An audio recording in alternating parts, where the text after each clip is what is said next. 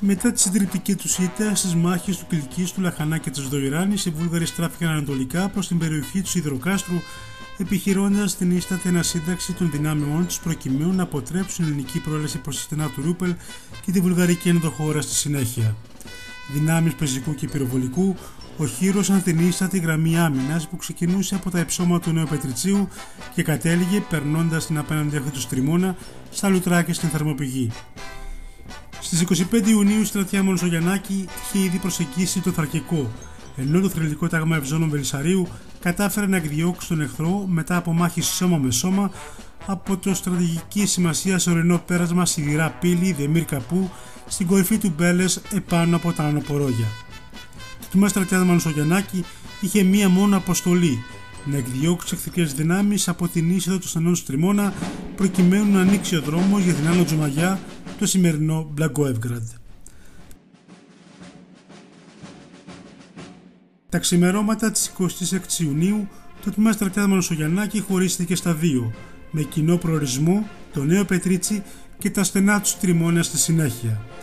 Το αριστερό τμήμα, με δυνάμεις πεζικού και ρηβατικού πυροβολικού, κινήθηκε από το Θρακικό προς το Μαλό και από εκεί μέσω του δρόμου στις πρόποδες του Μπέλες προς το Αϊτοβούνι, ενώ το δεξιό τμήμα με πεζικό, πυροβολικό και κινητό χειρουργείο ακολούθησε τη Δόδα Μαξιτή οδό προς τη Βιρόνια, που δεν διαφέρει και πολύ από το σημερινό οδικό δίκτυο. Όταν το δεξιό τμήμα έφτασε στη Βιρόνια, δεν μπόρεσε να προχωρήσει παραπέρα από τον σιδηροδρομικό σταθμό του χωριού εξαιτίας του εχθρικού σφυροκοπήματος που δέχτηκε από τα 4 τμηματικά πυροβόλα που έβαλαν συνεχώς από τα υψώματα του Νέου Πετριτσίου, όπως και από τα 20 παιδινά πυροβόλα στην αριστερή όχθη του Στριμώνα και τη σιδηροδρομική γέφυρα. Οι Βούλγαροι σπαταλούσαν αλίπητα τα πυρομαχικά τους προκειμένου να αποτρέψουν την ελληνική πρόλαση προς το Νέο Πετρίτσι και τα στενά του Στριμώνα. Οι οβίδες, σε συνδυασμό με τον αφόρτο καύσωνα της ημέρας, δημιούργησαν αποπληκτική ατμόσφαιρα για τους Έλληνες στρατιώτες, με αποτέλεσμα να υπάρξουν ακόμη και περιστατικά ηλιέσας. Το βουλγαρικό σφυροκόπημα συνεχίστηκε μέχρι αργά το απόγευμα, αναγκάζοντας τις ελληνικές δυνάμεις να καθυλωθούν πίσω από τα ψηλά δέντρα της Καλαμίας και του Θάρνου στο βάλτο της Μπόμπας έξω από τη Βιρόνια. Το ελληνικό πυροβολικό δεν μπορούσε να χτυπήσει εχθρικές θέσεις από τη Βιρόνια λόγω της βραχίας βολής τους.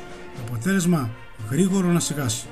Μετά την αδυναμία του αριστερού τμήματος να συνεχίσει, ο Μέραχος Μονοσογιαννάκης διέταξε να παραμείνει στη θέση του, δίνοντας πλέον βαρύτητα στη δράση του δεξιού τμήματος που ήδη είχε καταφέρει να φτάσει στο Αϊτοβούνι με τη βοήθεια του Κωνσταντίνου Παρθένη από τη Ράμνα. Οι Βούλγαροι αντάρτες που ήταν οχυρωμένοι στο χωριό εγκατέλειψαν τις θέσεις τους και τράπηκαν προς τον Νέο Πετρίτσι. Ωστόσο, η προέλαση προς ανατολικά ήταν ιδιαίτερα δύσκολη, αφού οι Βούλγαροι είχαν ισχυρά αντιστηρίγματα στα υψώματα από τα Αϊτοβούνι μέχρι και τη σιδηροδρομική γέφυρα με στεναρή αντίσταση και πυροβολικό που σφυροκοπούσε συνεχώς στις ελληνικές θέσεις. Αργά το απόγευμα, τα πρώτα ελληνικά ένοπλα τμήματα κατάφεραν να προσεγγίσουν τα δυτικά υψώματα του Νέου Πετριτσίου, εκδιώκοντας τον εχθρό από τις ισχυρά οχυρωμένες θέσεις του. Ωστόσο, η τελική επίθεση προς το Νέο Πετρίτσι αναβλήθηκε την επόμενη μέρα, αφού το δεξιό τμήμα δεν μπορούσε να βοηθήσει επιχειρησιακά, παραμένοντας καθυλωμένο στη Βιρόνια και το σκοτάδι είχε αρχίσει να πέφτει.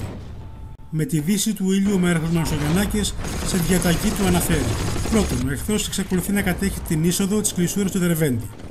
Δεύτερον, το τμήμα στρατιάς θα διανυκτερεύσει επί του πεδίου της μάχης. Τρίτον, το 5ο Σύνταγμα Πεζικού και το 1ο Σύνταγμα Ευζώνων θα παραμείνουν στις θέσεις που κατέχουν ολόκληρη τη νύχτα. Με το πρώτο φως του ήλιου, ξημέρωμα 27 Ιουνίου, άρχισαν και πάλι οι συγκρούσεις. Το βουλγαρικό πυροβολικό άρχισε να σφαιροκοπεί τα ελληνικά τμήματα δυτικά της Βιρόνιας αλλά και της πρώτης γραμμής.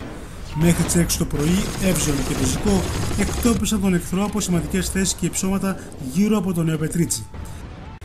Σύντομα, η επίθεση γενικεύτηκε σε όλο το μήκος της γραμμής, με την ελληνική προέλαση να διευκολύνεται από τις βολές της παιδινής μοίρας πυροβολικού κατά των εχθρικών θέσεων στο Νέο Πετρίτσι.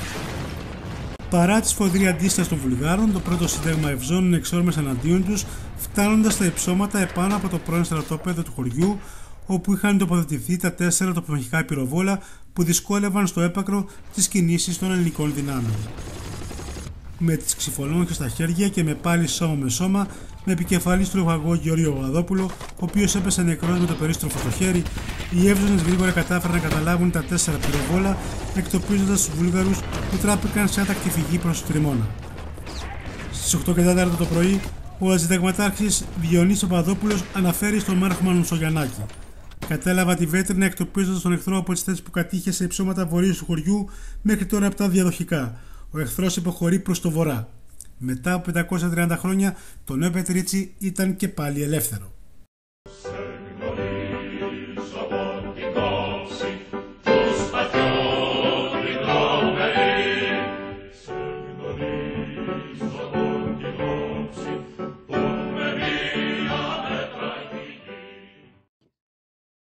Ήδη από την τελική φάση των επιχειρήσεων, νωρίς το πρωί της 27ης Ιουνίου, είχε αρχίσει η γενική υποχώρηση των Βουλγάρων που γρήγορα μετατράπηκε σε άτακτη φυγή. Η περιοχή από το Νέο Πετρίτσι μέχρι τη γέφυρα του Στριμώνα κατακλείστηκε από πανικόβλητους Βουλγάρους που προσπαθούσαν να περάσουν τα στενά του Ρούπελ. Προς στιγμή η φυγή τους ανεκόπη από δύο βουλγαρικά ένοπλα τμήματα, τα οποία προσπάθησαν να συγκρατήσουν τους φυγάδες. Δεν τα κατάφεραν όμως, αφού παρασύρθηκαν από το ρεύμα των υποχωρούντων.